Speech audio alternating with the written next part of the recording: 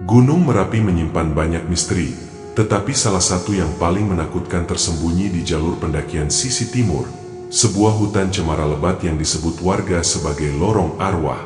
Konon, siapapun yang mendengar namanya dipanggil saat melewati hutan ini, tidak boleh menoleh, apapun yang terjadi. Jika nekat, arwah penasaran yang mendiami tempat itu akan menyesatkan, bahkan mencabut nyawa. 4 sahabat, Raka, Dino, Nadia, dan Gilbert, berangkat mendaki Gunung Merapi untuk konten survival mereka. Meski sempat diperingatkan oleh warga lokal soal hutan cemara, mereka menganggapnya hanya mitos pendaki. Namun, ketika malam tiba di pos 3, suara-suara aneh mulai terdengar dari balik pepohonan. Nama mereka dipanggil satu persatu, dan kesalahan terbesar mereka pun terjadi. Salah satu dari mereka menoleh. Perjalanan mendaki yang awalnya menyenangkan berubah menjadi mimpi buruk. Mereka tersesat dalam dimensi ganjil, melihat hal-hal tak masuk akal, bahkan seperti kembali ke masa lalu pendaki-pendaki yang pernah hilang. Setiap langkah membawa mereka lebih dekat ke rahasia kelam hutan cemara, dan siapa sebenarnya yang memanggil mereka. Mereka harus memilih, melawan rasa penasaran, atau ikut menjadi bagian dari legenda yang menelan banyak korban sebelumnya. Namaku Raka. Aku masih ingat jelas kejadian itu, meski orang-orang bilang aku cuma halusinasi karena kelelahan saat mendaki. Tapi aku bersumpah, apa yang kami alami di Gunung Merapi bukan mimpi, bukan cerita fiksi. Ini nyata, dan aku kehilangan sahabat-sahabatku karena satu kesalahan, menoleh. Semua bermula dari ajakan Gilbert, si konten kreator survival yang mulai naik daun. Sekali-sekali kita bikin konten pendakian ke tempat yang punya mitos horor, katanya semangat waktu itu. Dino langsung setuju, Nadia juga. Aku sempat ragu, tapi akhirnya ikut juga. Tujuannya, jalur timur Gunung Merapi, lewat desa kecil yang katanya jarang dilewati pendaki karena medannya lebih ekstrim. Kami berangkat hari Jumat sore, cuaca cerah. Di base camp, kami sempat ngobrol sama seorang bapak tua penjaga warung. Namanya Pak Suraji. Beliau memandang kami satu persatu sambil berkata, "Hati-hati pas lewat hutan cemara. Jangan menoleh kalau dipanggil. Apapun yang terjadi." Kami bertiga hanya saling pandang dan tersenyum, kecuali Nadia yang tampak agak resah. "Maksudnya jangan menoleh?" tanya Dino sambil tertawa kecil. "Kalau kau dengar namamu dipanggil saat jalan di hutan cemara, terus kau menoleh, berarti kau sudah menyerahkan diri. Banyak yang hilang begitu. Tapi kalau kau jalan terus, mereka akan menyerah," jawab Pak Suraji sambil menatap jauh ke arah gunung. Kami mengangguk sopan, tapi dalam hati, jujur saja, kami semua menganggapnya cuma bumbu mistis khas pendakian. Semua gunung pasti punya cerita begitu. Malam itu kami tidur di base camp, lalu esok paginya mulai naik. Hari pertama berjalan lancar. Kami sempat syuting, bercanda, dan bikin vlog konyol. Trek tanah yang kering, udara yang sejuk, dan pemandangan yang luar biasa. Kami sampai di pos 2 menjelang sore dan memutuskan bermalam di situ. Masih belum ada kejadian aneh. Tapi semuanya mulai berubah saat kami tiba di pos 3. Di mana jalur mulai masuk ke hutan cemara yang disebut Pak Suraji. Langit mulai mendung, kabut turun perlahan. Pohon-pohon menjulang tinggi dengan bentuk yang sama, membuat kami kesulitan mengingat arah. Nadia sempat berkata, "Kok pohonnya kayak ngelihatinnya?"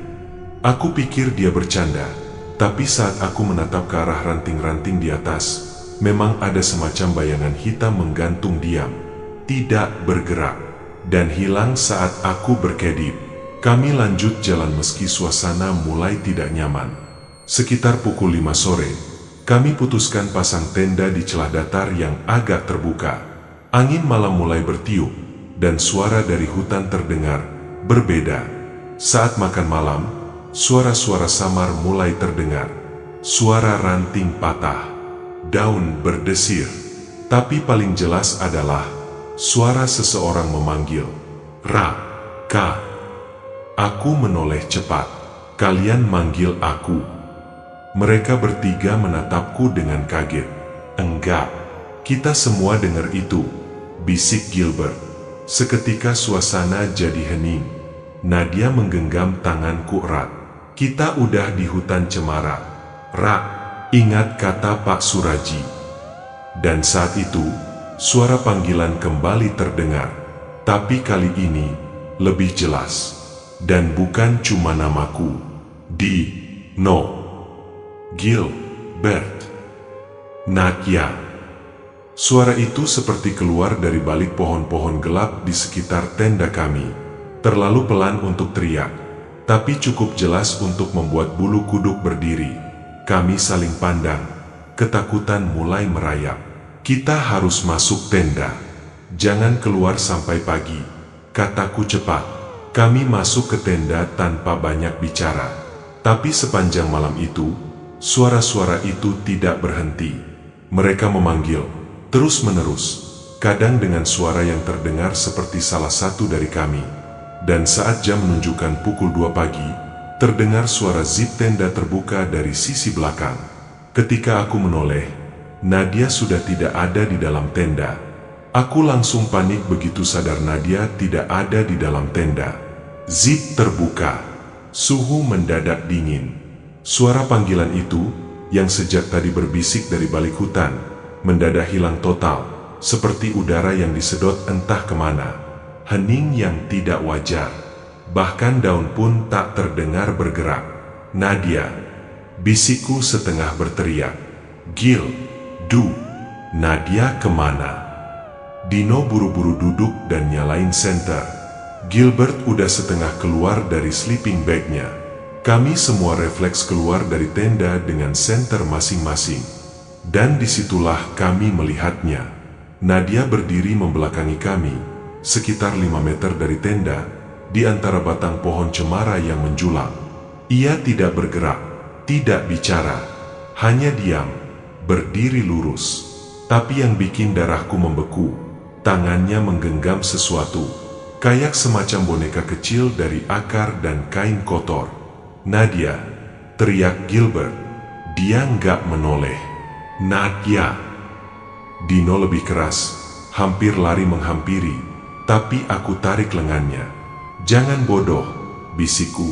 "Ingat kata Pak Suraji, jangan menoleh, jangan nyamperin kalau dia berubah." Tapi itu Nadia. Aku mengarahkan senter ke arah Nadia, dan saat cahayanya menyentuh tubuhnya, Nadia bergerak perlahan, tapi bukan berbalik. Dia malah memiringkan kepalanya ke samping, pelan, sangat pelan, sampai hampir 90 derajat, seperti lehernya dilonggarkan. Lalu dia mulai menoleh ke belakang, tanpa memutar badan. Aku mundur 1 langkah. Nafasku tercekat, wajahnya terlihat, tapi bukan seperti Nadia yang kami kenal. Matanya gelap, pupilnya seperti titik hitam yang terlalu besar. Senyumnya lebar tak wajar. Dan dari mulutnya keluar suara yang bukan suara manusia. "Raka." Gilbert menjerit dan melempar senter ke arah sosok itu. Cahaya berkedip. Dan seketika Nadia, atau apapun itu, menghilang di balik kabut. Hutan kembali sunyi. Tapi jantung kami bertalu-talu. Tidak ada yang berani bicara. Kami hanya berdiri, terpaku di tempat, berharap itu hanya mimpi. Kami putuskan untuk bertahan di tenda hingga pagi. Tidak ada yang tidur. Suara hutan kembali ramai dengan desir angin dan ranting patah. Tapi suara panggilan berhenti. Sunyi kembali datang menjelang fajar. Pukul 5 pagi, kami keluar dan mulai mencari Nadia. Tidak ada jejak. Tidak ada tanda-tanda langkah kaki di tanah. Hanya ada boneka kecil dari akar dan kain kotor, jatuh di tempat dia berdiri semalam. Aku memungutnya dengan tisu, tidak berani menyentuh langsung. Ada bau busuk dari boneka itu, seperti bau bangkai dan kemenyan busuk yang bercampur. "Kita harus turun," ujar Dino. "Ini udah nggak normal, Rak." Tapi Nadia, "Kalau kita lanjut, kita juga bisa hilang." Gilbert mengangguk. wajahnya pucat. Ini bukan soal konten lagi, ini nyawa. Kami sepakat untuk turun hari itu juga, tapi waktu kami kembali ke jalur pendakian, jalurnya sudah tidak sama. Pohon-pohon tampak berbeda, tidak ada penanda jalur, tidak ada bekas tenda kami semalam. Bahkan meskipun kami baru meninggalkannya beberapa menit, seolah tempat itu telah berubah. Kita tadi lewat sini kan? Tanya Dino sambil panik. Aku mengangguk. Tapi kenapa? Gilbert menatap ke arah utara. Lihat itu. Di kejauhan, di antara kabut tipis, terlihat sosok perempuan berjalan perlahan, rambut panjang, pakaian mendaki, dan dari belakang, itu mirip Nadia. Tanpa pikir panjang, Dino langsung berlari ke arahnya. Aku dan Gilbert teriak, "Dino, tunggu! Jangan!" Tapi dia tidak dengar, atau tidak mau dengar. Dino terus mengejar sosok itu yang berjalan ke dalam bagian hutan yang lebih gelap. Dan saat dia melewati deretan pohon tinggi yang membentuk semacam lorong, sosok Nadia berhenti, lalu berbalik cepat, dan seperti disedot kabut, mereka menghilang. Aku dan Gilbert berdiri mematung, terpaku pada tempat terakhir kami melihat Dino. Kabut tebal menelan sosoknya dalam sekejap, seperti menutup pintu yang tak bisa dibuka lagi. Suasana hening, tapi bukan hening yang menenangkan. Hening yang membuat telinga berdengung, membuat jantung terasa berdetak terlalu keras. Gilbert memanggil pelan, "Dino?" Tak ada jawaban. Aku maju beberapa langkah ke lorong cemara yang tadi dilewati Dino. Tapi langkahku terhenti saat mendengar suara dari dalam kabut. Bukan suara panggilan, bukan bisikan, suara tawa, pelan, seperti ditahan, lalu makin jelas, makin lepas. Tawa perempuan, tapi juga seperti tawa anak kecil yang bercampur tangis. Suaranya mengelilingi kami, seperti berasal dari segala arah. Aku mundur refleks. "Gil, kita nggak bisa tinggal di sini. Kita harus keluar dari jalur ini sekarang." Tapi kita nggak tahu arah. Rak, jalurnya hilang. Aku mengeluarkan kompas dari tas carrier. Jarum kompas berputar liar, seolah tak bisa menentukan arah utara. Gilbert duduk di tanah, menutup wajahnya. "Gue cuma mau bikin konten, Rak, bukan begini jadinya." Aku menahan napas, mencoba tetap waras. Pikiran berusaha mencerna semuanya. Nadia hilang, Dino lenyap, jalur berubah, tenda tak ada. Dan kini, tawa-tawa itu, suara itu muncul lagi. "Gilbert, Ra-aka-a, kenapa kalian nggak ikut teman kalian?" Gilbert berdiri cepat, wajahnya pucat. "Siapa itu? Siapa kamu?" Tak ada balasan, tapi dari celah pohon, aku melihat bayangan. Siluet perempuan berdiri jauh di sana, mematung, rambutnya panjang menutupi wajah, dan tubuhnya sedikit bergoyang seperti diterpa angin padahal udara di sekitar sangat diam. "Kita harus pergi," gumamku, "ke arah menurun. Asal kita terus jalan, pasti tembus ke bawah." Kami berjalan cepat ke arah yang tampak menurun. Langkah kami terburu-buru, nyaris panik. Tapi setelah lebih dari 1 jam, kami kembali ke titik yang sama, di mana pohon-pohon membentuk lorong, di mana Dino tadi menghilang. "Enggak mungkin, ini enggak masuk akal." Gilbert mulai terisak. "Kita muter." Aku menoleh ke pohon di sisi kanan. Di kulit batangnya, ada ukiran bekas cakaran, 3 garis panjang, dalam, dan berdarah segar, seolah baru saja terjadi. "Kita diawasi," bisikku. Tiba-tiba terdengar bunyi ranting patah di belakang kami. Kami refleks menoleh. Kosong, tapi di tanah, ada jejak kaki kecil, hanya satu arah, menuju kami. Tanpa pikir panjang, aku tarik Gilbert dan lari. Kami tak lagi peduli arah. Kiri, kanan, lurus, asal jauh dari lorong itu. Nafasku sesak, kakiku nyaris terpleset beberapa kali. Tapi aku tak berhenti sampai kami menemukan dataran agak terbuka, bekas area perkemahan lama. Ada sisa api unggun yang sudah lama mati, dan papan kayu lapuk di tengahnya bertuliskan samar, "Diam, jangan menoleh." Kami duduk terengah-engah. Aku mulai merasa dunia ini seperti mimpi buruk yang tak kunjung bangun. Mataku mulai perih karena lelah, tapi aku tak berani memejamkan mata. Takut ketika aku buka lagi, Gilbert pun ikut lenyap.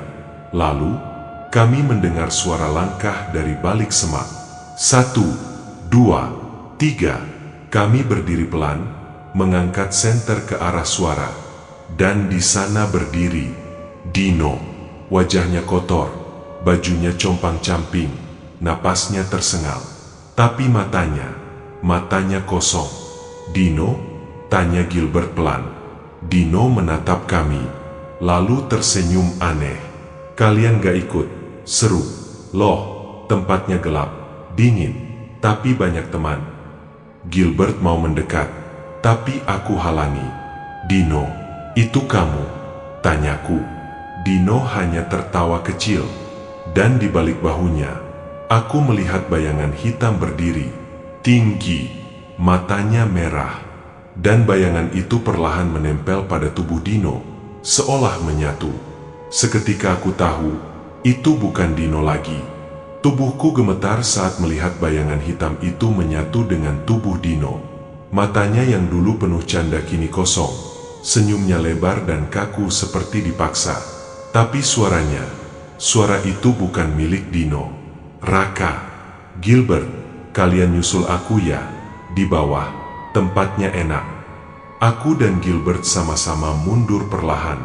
Tapi setiap kali kami mundur, Dino melangkah maju. Tidak terburu-buru, tapi setiap langkahnya membuat dada terasa sesak, seperti tekanan udara berubah. Seperti ada sesuatu yang menarik napas kami keluar perlahan. Gilbert berbisik, "Rak, itu bukan Dino, kita harus kabur." Aku mengangguk, tapi belum sempat melangkah, Dino berhenti dan mendongak ke atas. Dan dia berteriak, keras, panjang. Suaranya bukan lagi suara manusia, seperti jeritan dari tenggorokan yang dipaksa mengeluarkan suara dari dasar bumi. Jeritan yang membuat kepala berdenyut dan kuping berdengung. Lalu, semua lampu senter kami padam. Gelap, total. Aku bisa dengar Gilbert panik, menjatuhkan sesuatu dari tasnya. Nafas kami memburu. Lalu, di tengah kegelapan itu, ada suara berbisik. 3 sudah, tinggal 1. Napas Gilbert tercekat.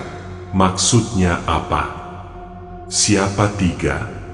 Aku tahu, Nadia, Dino, dan sekarang dia mau Gilbert. Dalam kegelapan, aku merogoh saku celana. Korek. Aku nyalakan korek api kecil. Cahayanya lemah, tapi cukup untuk melihat sekitar. Dino sudah tidak ada, tapi di tempatnya berdiri, ada tali sepatu Dino, tergantung dari cabang pohon, dengan simpul aneh, seperti jeratan. "Rak, kita harus keluar dari hutan ini," suara Gilbert terdengar lirih. Sekarang, kami lanjut berjalan dengan satu korek api di tangan. Tak bisa lebih dari beberapa menit sebelum padam. Tapi aku tak peduli. Aku lebih takut berhenti daripada melangkah dalam gelap. Sepanjang jalan, suara-suara aneh mengikuti. Langkah-langkah kecil di antara semak. Tawa lirih, desahan napas dari balik pohon, dan nama kami disebut berkali-kali. "Raka, ayo balik. Gilbert masih bisa diselamatkan." Kami tak menggubris, tak menoleh, tak menjawab. Ingatan akan peringatan Pak Suraji terus terngiang. Jangan menoleh. Setelah hampir 2 jam berjalan tanpa arah, kami menemukan sesuatu yang tak masuk akal. Sebuah pos pendakian, seperti pos 2, lengkap dengan papan kayu lapuk. Tapi, semuanya tampak kuno. Papan nama sudah setengah hancur, catnya memudar. Bahkan kayu-kayunya tampak seperti dari zaman dulu. Seperti pos ini sudah mati bertahun-tahun. Di dalamnya ada bangku, dan di atas bangku ada buku log pendaki. Aku membuka halaman pertamanya. Tulisannya kabur, tapi aku bisa baca sebagian nama-namanya. Nadia Permata 2019, tidak kembali. Dino Wirawan 2020, tidak kembali. Gilbert Arjuna 2021, tidak kembali. Raka Firmansyah 2022, dalam proses penjemputan. Tanganku gemetar. Gila, Gil, nama kita ada di sini semua. Gilbert menarik buku itu dan membacanya sendiri. Apa maksudnya? Dalam proses penjemputan? Ini pasti mainan orang. Aku menggeleng. Enggak, Gil, ini bukan orang. Tiba-tiba dari balik pos terdengar langkah kaki berat, diseret, seperti kaki seseorang yang pincang. Kami mundur. Korek api padam. Gelap kembali menyelimuti. Aku meraba saku, mencoba menyalakan korek lagi, tapi tangan gemetar. Lalu terdengar suara, Gilbert. Bukan suara dari luar, tapi suara dari belakang kami. Dari dalam pos, kami membeku, napas tertahan. Suara itu memanggil lagi, Gilbert, tolong aku. Itu suara Nadia. Aku tahu itu, dan Gilbert juga tahu. Tapi kami sudah paham, itu bukan Nadia. Dan saat aku memutar kepala sedikit dari ekor mataku, aku melihat bayangan dengan rambut panjang menyentuh lantai, merayap di dinding pos. Aku pejamkan mata. Diam. Tapi Gilbert, dia goyah. Dia bergumam, Nadia? Aku buka mata. Gil, jangan menoleh. Itu bukan dia. Tapi terlambat. Gilbert menoleh dan berteriak. Lalu tubuhnya terangkat, seperti ditarik sesuatu yang tak terlihat, dan menghilang ke langit-langit pos yang gelap. Aku sendirian sekarang. Aku berdiri sendiri di tengah pos kayu tua itu. Nafasku terengah. Jantungku berdetak terlalu cepat sampai rasanya mau pecah. Gilbert, temanku yang terakhir, menghilang tepat di depan mataku. Ditarik ke langit-langit, ke dalam gelap yang tidak terlihat batasnya. Aku berusaha menahan tangis, tapi tubuhku mulai gemetar hebat. Semua orang hilang. Nadia, Dino, sekarang Gilbert, dan aku sendirian, dikelilingi oleh pohon-pohon tinggi yang seolah hidup, kabut tebal yang tak pernah naik, dan suara-suara yang menipu kenyataan. Aku keluar dari pos, berjalan pelan, entah ke arah mana. Kompas rusak, jalur tidak lagi masuk akal. Tapi yang paling mengganggu bukan rasa sesat, melainkan rasa bahwa aku sedang diperhatikan. Langkahku melambat saat aku mulai menyadari, hutan ini seperti bergerak. Aku yakin sebelumnya tidak ada sungai kecil di depan, tapi kini ada aliran air sempit, mengalir pelan, diapit pohon-pohon tua. Airnya jernih, memantulkan bayanganku sendiri. Aku jongkok, ingin mencuci muka dan berpikir jernih. Tapi saat wajahku hampir menyentuh permukaan air, aku melihat bayangan di balikku. Bukan aku, bukan tubuhku, tapi aku versi lain. Berdiri di belakangku, tersenyum. Aku sontak berdiri, membalik badan. Kosong, tak ada siapa-siapa. Tapi saat aku menoleh kembali ke air, bayangan itu tetap ada. Dan kali ini, dia bicara. Kamu menoleh. Aku mundur beberapa langkah. Tidak, aku belum menoleh. Belum. Tapi kamu sudah mulai melihat ke belakang. Kamu ragu. Dan itu cukup. Bayangan itu perlahan memudar. Namun air di sungai berubah menjadi merah. Seperti darah yang mengalir dari bawah tanah. Aroma anyir memenuhi udara. Aku lari. Tak tahu arah. Asal menjauh dari sungai. Tapi suara bayangan itu masih terdengar dalam kepala. Orang-orang yang kamu sayangi menoleh karena kamu. Kalau kamu kuat, mereka masih hidup. Kamu pengecut, Raka. Aku jatuh tersungkur di akar pohon besar. Lututku luka, darah keluar. Tapi aku tak bisa berhenti. Aku merasa hutan ini mulai menggali rasa bersalah dalam diriku dan menjadikannya senjata. Aku terus berjalan hingga menemukan sesuatu yang mustahil. Tenda kami, tenda yang kami pasang malam pertama, masih utuh. Tapi, ada 4 sleeping bag terbuka, dan satu persatu, mereka terisi. Aku melihat Nadia sedang tidur membelakangi, lalu Gilbert menyusul. Dino terbaring dengan wajah pucat, dan akhirnya, sleeping bag terakhir bergerak sendiri, seperti memanggilku. Aku terpaku. Ini tidak nyata. Ini permainan hutan, bisikku pada diri sendiri. Tapi dari dalam tenda, terdengar suara Nadia. Raka, masuklah, kita semua sudah di sini. Aku mundur. Lalu suara Gilbert, suaranya lembut. Kamu capek, kan? Istirahat dulu. Besok kita turun bareng. Dino menyusul. Ayo, bro, semua baik-baik aja. Aku berdiri di luar tenda, mataku panas, leherku kaku. Tapi aku tahu satu hal, jika aku masuk ke tenda itu, aku tidak akan pernah keluar lagi.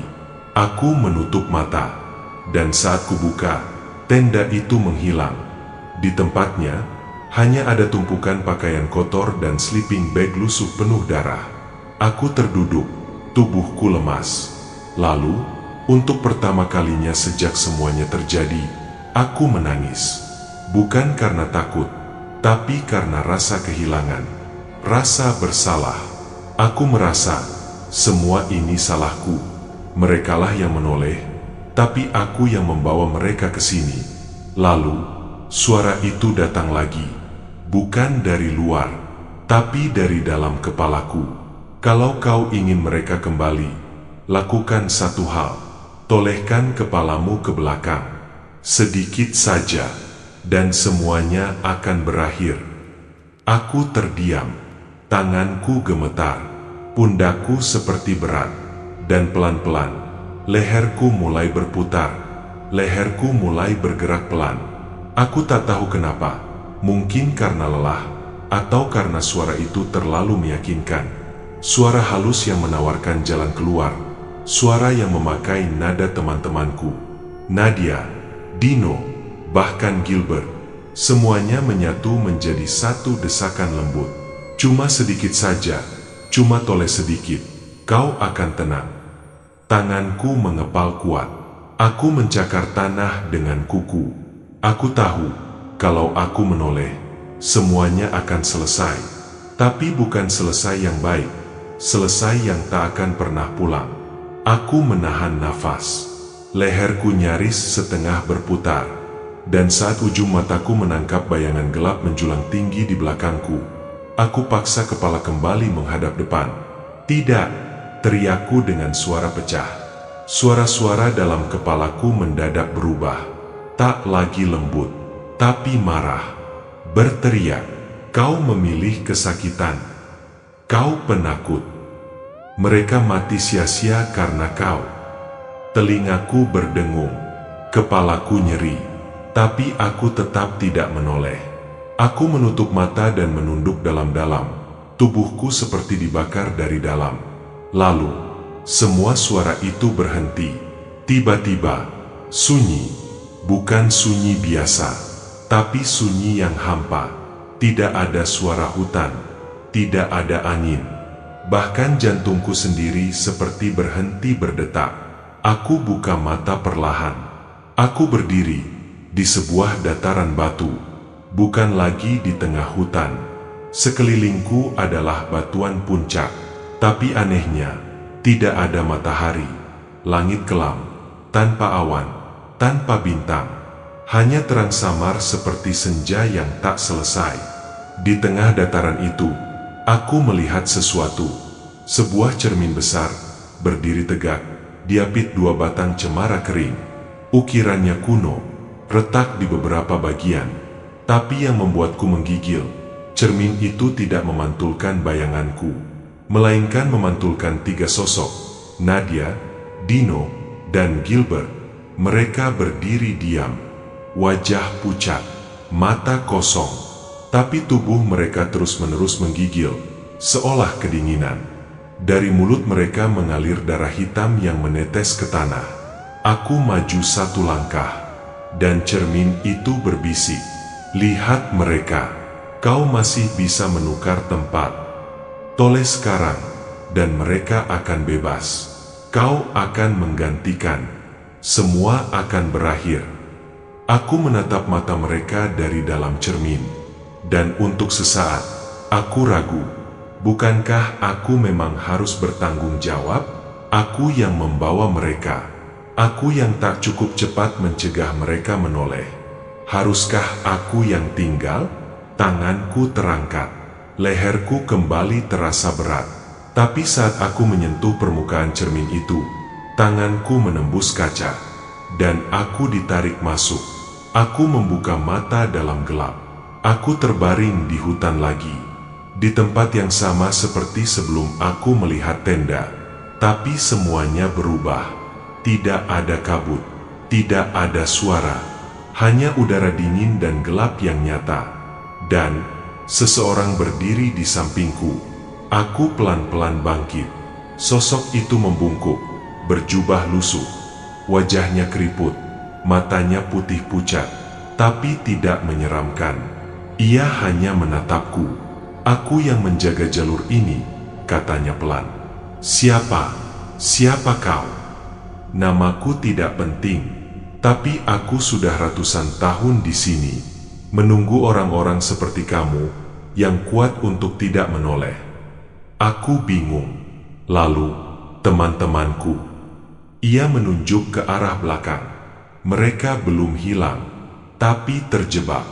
Jika kamu bisa menahan 1 malam lagi, maka gerbang keluar akan terbuka. Tapi, jangan sekalipun kau menoleh. Tidak untuk apapun, tidak untuk suara tangisan, tidak untuk bisikan nama ibumu, tidak untuk permohonan tolong. Malam ini adalah malam penghabisan." Aku mengangguk. Meski tubuhku gemetar, penjaga itu perlahan berjalan mundur, lalu menghilang di balik pohon-pohon tinggi. Dan aku sendiri lagi. Aku duduk, menggenggam kerikil tajam di tangan untuk menjaga diriku tetap sadar. Aku mulai mendengar suara-suara lagi, tapi aku diam. Aku tidak bicara. Aku tidak bergerak. Lalu suara ibuku terdengar. "Raka, anak ibu, kenapa kamu tinggalkan ibu?" Air mataku jatuh, tapi aku tahu, itu bukan ibuku. Malam di hutan cemara terasa tak berujung. Aku duduk membungkuk di bawah pohon besar. Tubuhku kaku karena dingin, namun keringat terus mengalir. Batu kecil yang kugenggam sudah membuat telapak tanganku lecet. Tapi itu satu-satunya cara agar aku tetap sadar, tetap waras. Aku menutup mata, mencoba bertahan dari bisikan yang tiada henti. Tapi mereka semakin pintar, semakin licik. "Raka, aku Nadia, aku masih di sini." Lalu suara Dino terdengar, diiringi isakan, suara khasnya saat ketakutan. "Rak, tolong gue masih hidup. Sakit, Rak." Gilbert menyusul. "Ayo keluar, Rak, kita bisa pulang bareng." Aku tahu mereka bukan teman-temanku, tapi bagian dalam diriku terus meronta. Apa benar mereka bukan? Apa benar mereka sudah hilang? Bagaimana kalau aku salah? Seketika angin bertiup kencang, dedaunan berguguran, dan dari balik kegelapan, aku melihat diriku sendiri, bayanganku sendiri, tapi tidak seperti yang biasa kulihat di cermin. Dia kotor, rambutnya acak-acakan, matanya merah menyala. Ia berdiri tegak dan tersenyum sinis. "Capek ya, Kak? Udah cukup, kan?" Aku menegang. Bayanganku sendiri mendekat. Langkahnya mantap. "Lihat sekelilingmu. Temanmu hilang. suaramu habis, harapanmu mati. Kau pikir satu malam cukup untuk selamat. Aku tidak menjawab. Bayanganku berhenti tepat di hadapanku. Kau tahu, selama ini akulah yang kuat, bukan kamu. Aku yang ingin menoleh. Aku yang ingin menyerah. Kau hanya penunda. Ia jongkok, menatap langsung ke mataku. Wajahnya persis aku, tapi lebih tua, lebih rusak. Ayo, toleh sebentar saja. Lihat aku sepenuhnya. Biarkan aku masuk. Aku bisa gantikan kamu. Kamu bisa tidur untuk selamanya. Tanganku mulai bergetar. Bayanganku menyodorkan tangannya. Di telapak tangannya ada wajah ibu menangis. Raka, pulanglah, nak. Ibu tunggu di rumah. Air mataku jatuh tanpa bisa dicegah. Tapi kemudian aku sadar, ibu tidak tahu aku mendaki. Ia sedang di luar kota. Suara itu bohong. Semua ini tipu daya. Aku menjerit, kau bukan aku. Dan bayangan itu menjerit balik. Suaranya pecah seperti ribuan mulut berteriak bersamaan. Telingaku panas. Tanah di bawahku bergetar. Pohon-pohon mengayun liar meski tak ada angin. Lalu, bumi di bawahku retak. Sebuah lubang terbuka perlahan, membentuk seperti panggung bulat, dan dari dalamnya muncul sosok hitam besar, setengah manusia, setengah akar pohon. Wajahnya tertutup rambut panjang, tapi tubuhnya menjuntai, memeluk tanah. Tangannya panjang dengan jari-jari bengkok, kuku-kukunya runcing seperti belati. Itulah dia, penjaga hutan cemara, makhluk yang memakan jiwa-jiwa pendaki yang menoleh. Suaranya bergemuruh, bukan dari mulut, tapi dari seluruh tubuhnya. Terlalu banyak yang lemah, terlalu sedikit yang kuat. Kau hampir tergelincir, manusia. Aku berusaha berdiri meski kakiku gemetar. Aku tak akan menyerah. Makhluk itu mengangkat satu tangan. Dari tanah muncul tiga wajah, Nadia, Dino, dan Gilbert. Wajah mereka seperti terjebak dalam akar. Tubuhnya ditarik ke bawah, tapi matanya bergerak. Mereka melihatku. Merekalah teman-temanku yang sebenarnya. Aku bisa kembalikan mereka, bisik makhluk itu. Kau tinggal menoleh. Satu kali, satu detik, maka tempatmu akan kugantikan dengan 3 jiwa mereka. Aku menggigit bibirku sampai berdarah. Ishak mulai muncul. Tawaran itu menggoda. Satu tolehan untuk menyelamatkan 3 nyawa. Tapi aku juga tahu, itu tipu muslihat. Makhluk itu bukan penyelamat. Ia pemangsa. Aku menunduk. Kalau mereka memang belum milikmu, maka aku akan memperjuangkan mereka. Tapi bukan dengan cara yang kau inginkan. Dan saat kalimat itu selesai, bumi kembali retak. Makhluk itu meraung keras. Bayanganku sendiri mencair seperti lumpur. Pohon-pohon mengguncang. Langit menghitam total. Aku menutup mata, dan segalanya lenyap. Aku terbangun, tapi bukan di hutan, bukan di bumi yang ku kenal. Langit di atasku bukan biru, melainkan merah kehitaman seperti luka yang membusuk.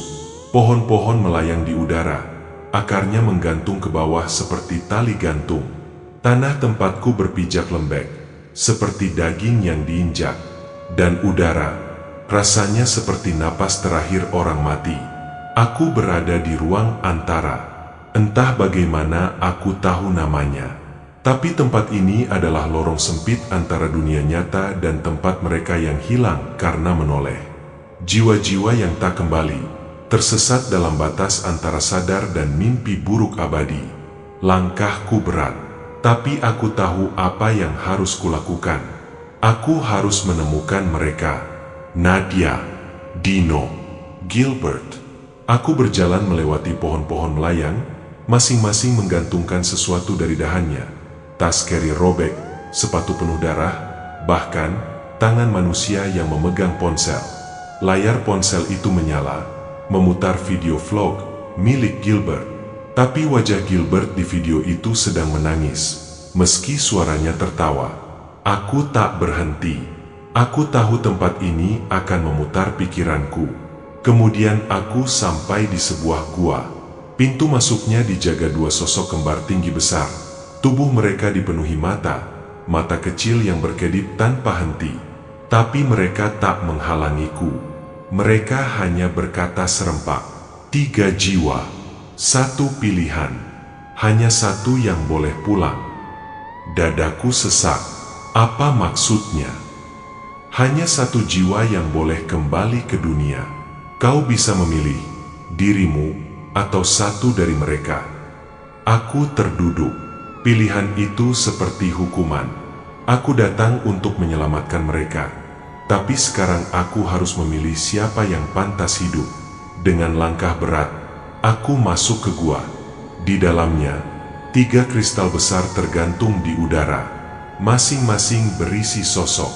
Nadia terbaring dengan tangan terlipat di dada, air mata mengalir. Dino menggigil, seperti menahan rasa sakit tak tertahankan. Gilbert duduk bersila, wajahnya tenang, tapi matanya kosong seperti tidak mengenal siapa-siapa. Aku mendekat, menempelkan tangan ke kristal Nadia. Seketika, ingatan mengalir ke pikiranku tentang saat dia tertawa saat kami memasak mie di puncak, saat dia takut ketinggian, tapi tetap naik demi kebersamaan. Lalu ke Dino, yang selalu menyemangati tim saat hujan, yang paling konyol tapi paling peka, dan Gilbert, si pemimpi besar yang ingin vlog pendakiannya menginspirasi banyak orang. Mereka bukan sekadar teman, mereka keluargaku. Aku menjerit, bawa mereka semua. Ambil aku saja. Aku yang paling banyak dosa. Aku yang bawa mereka ke sini. Ruangan bergetar. Kristal-kristal itu mulai retak. Suara dari atas gua menggelegar. Bukan 1, tapi ribuan. Kau tidak bisa menyelamatkan semua. Pilih, atau kalian semua lenyap. Tanganku gemetar. Air mataku jatuh. Tapi aku tahu, aku tak bisa memilih siapa yang paling pantas hidup. Aku tak berhak. Lalu dari balik pikiranku, suara lembut terdengar. Suara Nadia. Kalau harus 1, pilih dirimu. Rak, kau harus ceritakan semuanya. Jangan biarkan orang lain bernasib sama. Suara Dino menyusul. Lu pemimpin kita, bro.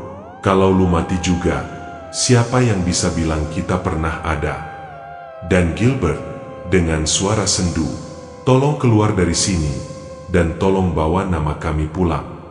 Tangisku pecah, dan saat aku membuka mata, semua kristal pecah sekaligus. Cahaya putih membanjiri gua, menelanku hidup-hidup. Aku terbangun dengan napas tercekat. Matahari menyinari wajahku. Aku membuka mata dan melihat base camp. Tubuhku penuh luka.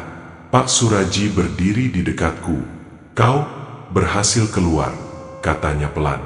Aku menatap langit. Tangisku pecah, tapi hatiku lebih hancur dari sebelumnya. Aku pulang, tapi mereka tidak. Sudah 5 hari sejak aku turun dari Gunung Cemara. Tubuhku perlahan pulih, tapi pikiranku tidak. Luka di kaki bisa sembuh, tapi luka di kepala dan hati tinggal dan membusuk. Aku sering terbangun tengah malam dengan napas terengah-engah, masih mendengar suara tawa dari balik kabut.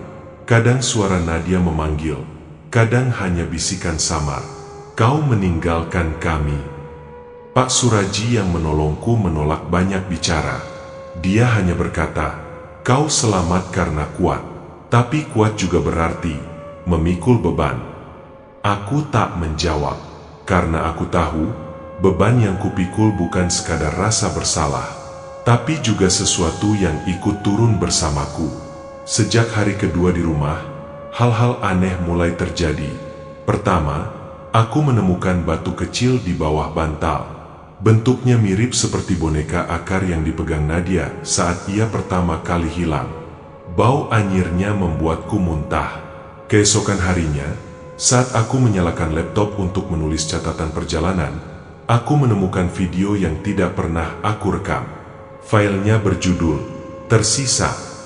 Isi videonya adalah aku sedang tidur di tenda, tapi yang membuat darahku membeku. Dalam rekaman itu, aku tidur sendirian, dan dari luar tenda, ada bayangan berdiri selama 7 menit penuh, tidak bergerak sedikit pun. Aku hapus videonya, tapi besoknya, video itu muncul lagi. Setiap hari seperti itu. Semakin aku mencoba melupakan, semakin dalam bayangan itu menempel di hidupku. Lalu malam itu terjadi. Pukul 2 dini hari. Rumah gelap. Lampu mati mendadak. Saat aku menuju dapur untuk menyalakan senter, aku melihat sesuatu dari balik jendela. Sosok perempuan berdiri di halaman belakang. Rambut panjang, baju pendakian sobek-sobek. Nadia, tapi bukan Nadia yang aku kenal. Wajahnya penuh luka, matanya hitam, dan senyumnya seperti ditarik paksa. "Raka," katanya pelan dari balik kaca. "Kau menoleh, kan?" Aku menutup mata, tapi saat kubuka, dia sudah di dalam rumah. Aku lari ke kamar, mengunci diri, tapi suara langkahnya mengikuti. Dentingan kukunya menyeret di dinding lorong. Setiap langkah seperti palu godam menghantam dadaku. Dari balik pintu, dia berkata, "Kau pikir selamat itu berarti bebas? Tidak, Rak. Kau hanya membawa kami pulang." Pintu kamar bergetar hebat. Aku menjerit. Lalu semuanya hening. Aku terbangun pagi harinya di lantai kamar, memeluk lutut. Ponselku bunyi. Pesan masuk dari nomor tidak dikenal. "Tolong, aku masih di sini." Video dikirim menyusul. Kali ini bukan dari tendaku, tapi dari dalam gua. Kamera bergetar, nafas tergesa, lalu wajah Gilbert muncul, matanya berlinang. "Kalau kau bisa lihat ini, berarti jalurnya belum tertutup. Ada celah, Rak. Selamatkan kami." Tanganku gemetar. Aku terjatuh. Karena di akhir video itu, kamera berputar ke belakang, menunjukkan pantulan wajahku sendiri, tersenyum aneh, dengan mata hitam. Dan aku sadar, bagian dari diriku masih tertinggal di sana. Aku menatap layar ponsel yang masih menampilkan wajah Gilbert. Matanya penuh harap, mulutnya mengucap kata terakhir dengan suara serak. "Jangan biarkan kami menghilang, Rak." Sejak video itu muncul, aku tak bisa tidur, tak bisa makan, tak bisa menjalani hidup seperti biasa. Karena kini aku tahu satu hal pasti, jalur itu belum tertutup. Dan jika masih terbuka, itu berarti aku masih punya pilihan, mengunci pintunya, atau kembali.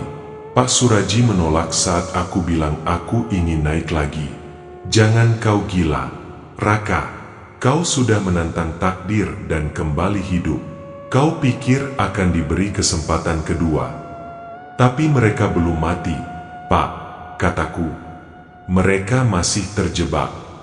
Pak Suraji memandangku dalam-dalam, lalu meletakkan sesuatu di tanganku. Sebuah kantong kain lusuh. Di dalamnya, kembang 7 rupa dan sebatang lilin hitam. "Kalau kau nekat, carilah pos 2 lama. Di bawah akar besar pohon cemara kembar, tanam ini, dan baca doa penutup jalur. Itu satu-satunya cara." Aku mengangguk. Tak ada yang bisa menahanku. 3 hari kemudian, aku kembali menginjakan kaki di jalur pendakian Gunung Cemara.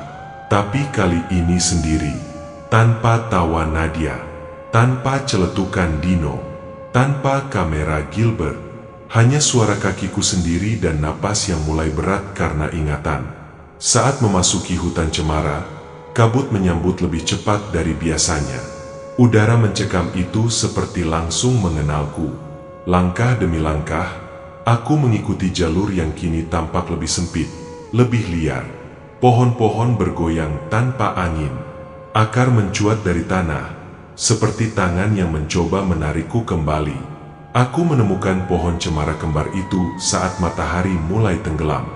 Di antara akar mereka, aku gali tanah dengan tangan.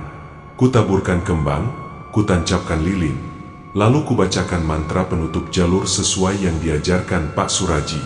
Suara gemuruh pelan mulai terdengar dari dalam bumi. Angin memutar, pohon-pohon meringkuk seperti takut. Dan dari balik kabut, 3 sosok muncul. Nadia, Dino, Gilbert. Tapi bukan lagi dalam wujud menyeramkan. Wajah mereka bersih, mata mereka berkaca-kaca, tapi tubuh mereka transparan. Apa ini? Aku berbisik, menahan air mata. Nadia mendekat. Kau benar datang kembali. Gilbert tersenyum. Lu memang keras kepala. Dino menunjuk lilin. Tapi kau harus cepat. Kalau tidak, kita akan hilang. Kabut di belakang mereka bergolak. Bayangan hitam, makhluk penjaga hutan itu, muncul perlahan, mengulurkan tangan ke arah kami. Ayo, teriakku. Kalian ikut aku. Tapi Nadia menggeleng pelan. Tidak bisa. Tubuh kami sudah hancur. Jiwa kami hanya bisa bebas, bukan kembali. Aku menjerit. Tapi kalian bisa pulang. Kita bisa keluar bareng. Dino menepuk pundakku. Lu udah bawa kami ke sini. Itu lebih dari cukup. Gilbert menyodorkan sesuatu. Kamera kecilnya. Bawa ini. Tunjukkan pada dunia. Biar kita nggak hilang sia-sia. Aku ambil kamera itu dengan tangan gemetar. Apa kalian akan damai setelah ini? Tanyaku. Nadia tersenyum. Air mata jatuh dari wajahnya. Kalau jalurnya tertutup, kami bisa tidur, dan tak akan ada lagi korban. Aku nyalakan lilin terakhir. Api membesar, lalu menghisap semua cahaya di sekitarnya. Hutan berguncang. Jeritan terdengar dari segala arah. Makhluk penjaga itu meram, dan seketika terbakar oleh api tak terlihat. 3 jiwa di depanku perlahan memudar. Nadia berbisik pelan. Terima kasih, Raka. Lalu hilang. Aku terbangun pagi harinya di pos pendakian bawah. Tubuhku penuh luka, tapi kamera di tanganku masih utuh. Di dalamnya, rekaman terakhir, video 3 teman sejatiku, tersenyum. Kini, jalur pendakian ke Gunung Cemara ditutup permanen.